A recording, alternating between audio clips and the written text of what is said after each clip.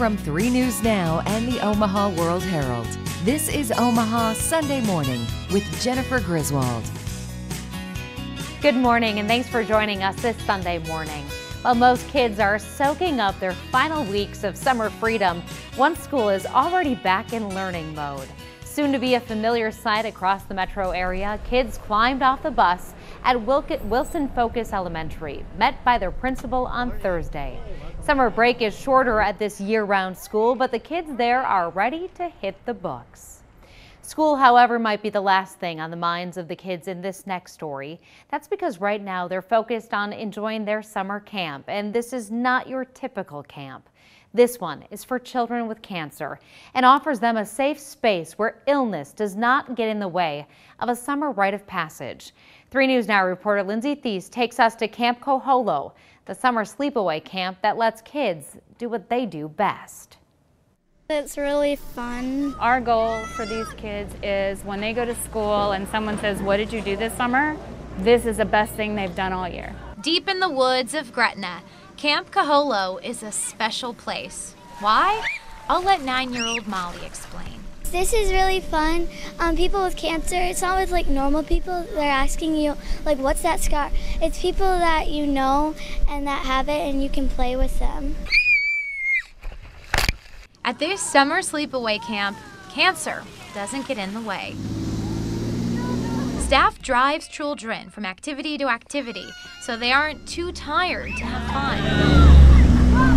Water slides,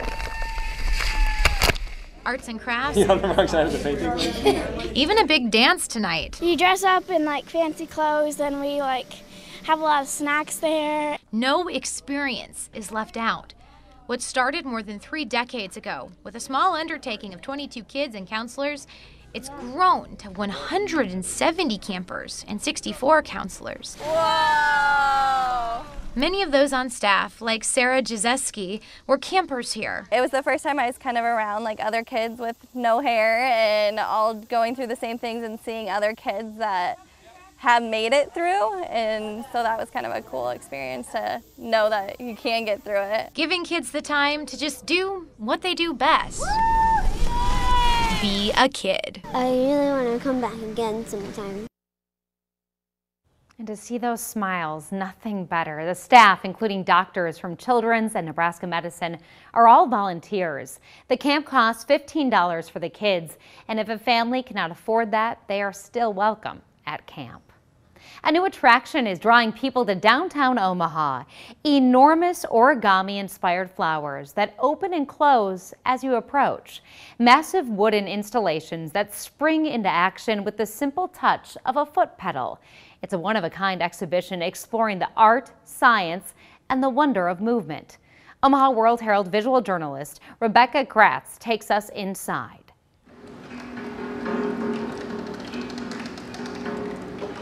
The Kinetic exhibition is an exploration of the science and the art of motion, and it actually is pretty much a retrospective of John Buck's work as well, who has been creating kinetic art for decades. And we have the largest exhibition of his work that has ever been done before right here in Omaha at the Coneco.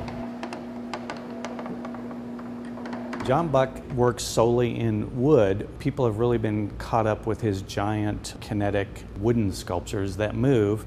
They're made out of gelatong wood from Malaysia, and he uses belts made out of leather and hand-carved gears. The pieces are all engineered to move with those gears. They're motorized, and John does all of that engineering work as well as the hand-carved sculpture work himself. And they are simply amazing, especially considering that he doesn't use any blueprints.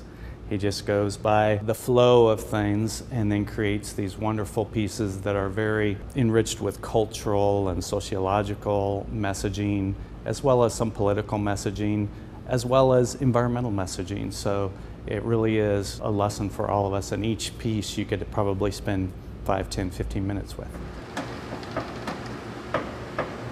We also are very excited to have some very powerful other artists and engineers as a part of this kinetic exhibition. We have giant blooms upstairs from Fold House, which is an engineering company that has developed these pieces. They're giant origami flowers that actually interact with people.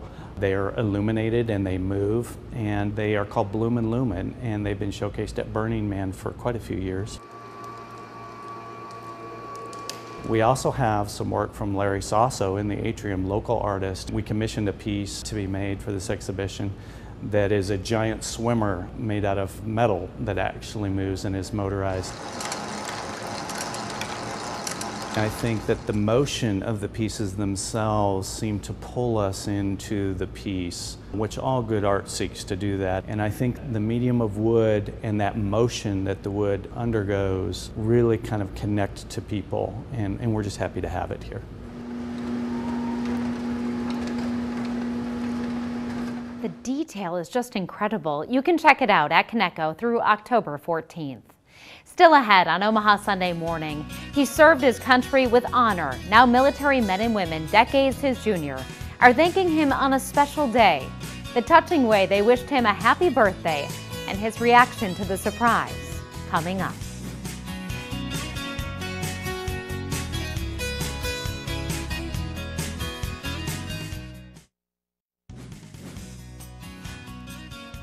We often associate the airport with headaches, long lines, and missed flights.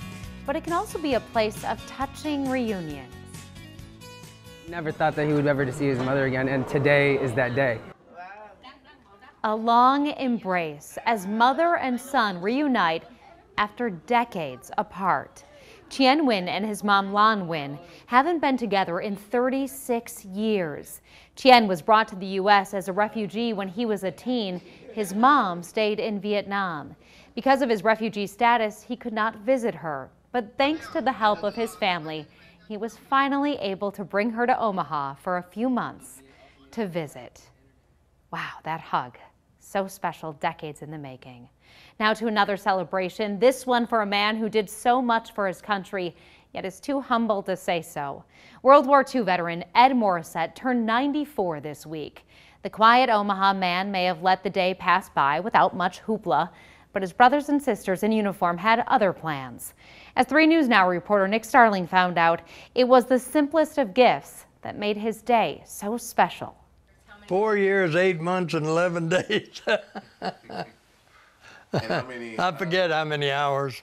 Ask Ed Morissette about his experience in World War II. Machine gun would kick up the sand. He'll relay it like it happened yesterday. Lugging that gun and all the ammunition, and it gets pretty heavy. The water was rough, and everybody was getting sick. Morissette joined the Army in 1940 at just 17 years old. He became a squad leader of a .50 caliber machine gun squad in the 1st Infantry, known as the Big Red One, and was part of the second wave of soldiers to land at Omaha Beach. We jumped out of the landing craft into water up to our chest.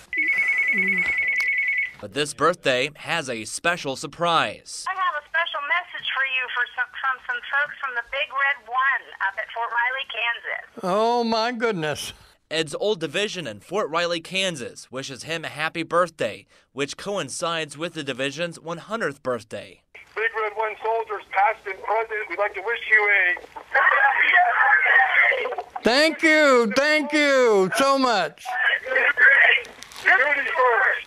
Thank you so much, I appreciate it. You're welcome, sir. Have a great birthday. Thank you so much. That's wonderful. It surprised me that they would take the time to do that, but I think it's great. A simple thank you to a man who fought for our country more than 70 years ago. I feel very blessed that I'm still here. And to celebrate, Ed said he was going to spend some time with family and eat his favorite food, ice cream. Sounds like a great way to celebrate. Happy birthday, Ed, and truly, thank you for your service. At Offutt Air Force Base, it's business as usual, but a tweet from President Trump is on the minds of many. Transgender officers have been able to serve openly for just over a year, but now the president says that should change. It's a time of uncertainty, especially for an instructor with the 338th Combat Training Squadron. As Omaha World Herald visual journalist Sarah Hoffman shows us, it's not her first battle with uncertainty. like running was always kind of my big like go-to stress reliever, and I'd be out on running just kind of like crying, just like, why am I like this? Why am I like this? And go to bed praying at night, just let me wake up as a woman, you know, or as a girl, or give me girl parts, you know. 50–60% of my focus was on that, so then the rest was devoted to schoolwork or whatever. But I know had I just been able to focus and just be myself, like I could have done so much more. And I'm seeing that now that I'm out in the military and like everyone around me is very supportive. I actually feel like I'm a joy to be around now. I've been getting involved with so many different things on base and in my squadron and just taking charge of a lot of things that I never would have done in the past. I would have been too scared, number one, and too shy. I ended up kind of putting on this shell and wearing this mask and trying to be this person that I wasn't, and trying to fit into stereotypical male roles, and they were just so uncomfortable. And I didn't come out until I had been in the military for 3 years to that very first person. That time from 7:30 in the morning until 4:30 in the evening or in the afternoon, I'd have to be this person. And then as soon as I'd be leaving base, it'd just be like immediately like, oh, I can breathe again, I'm Ashley, you know, and it just felt like my entire life I'd been treading underwater and I'm not reaching the surface or anything, just like slowly drowning. And that first time I came out, it was just like I got my head above it and I took that first breath. But it ended up being very atypical as a trans woman that I had the support and love from my family and from all my friends and from my colleagues, my coworkers. There are not a whole lot of people that are actually completed transition in the military.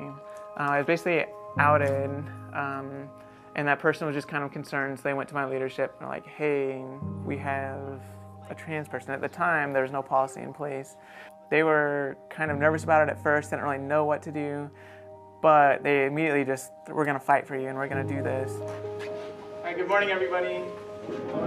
What we wanted to do was to get smart on the policy, get smart on the issues, to figure out what we could do as her leadership to continue to put her in a position to excel, and in a sense to protect her record of excellence. When the Air Force released its final kind of like official policy on October 1st, we were able to start that process of getting it changed in the military.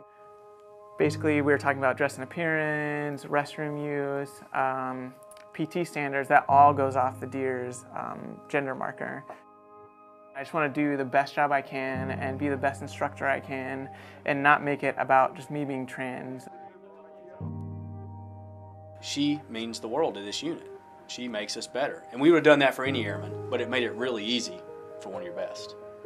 And I would think that any citizen in the United States would be very, very proud of Ashley's journey and Ashley's service to her nation. Through those changes, like I've come out of this transition, or like come out of my cocoon, kind of like a butterfly does, because I had really shed those different layers that I had protected myself with for so long. And she recently sat back down with the Omaha World Herald to talk about President Trump's tweet. You can find her reaction to that news on omaha.com. From the last frontier to the good life state, a journey years in the making is underway. A piece of American history will soon call Nebraska home. But this story is about more than some forgotten steel. It's a love story to warm the heart. That's coming up next on Omaha Sunday Morning.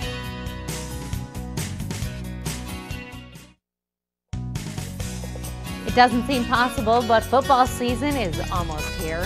Husker fans got a chance to see their favorite player at Memorial Stadium yesterday. And earlier this week, they got a glimpse of this year's throwback jersey.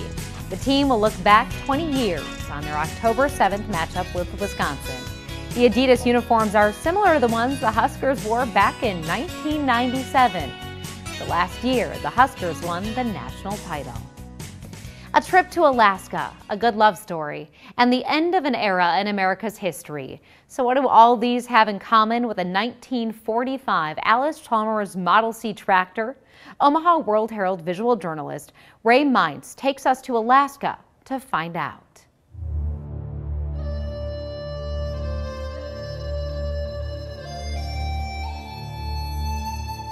The weather conditions in central Alaska are pretty tough on things.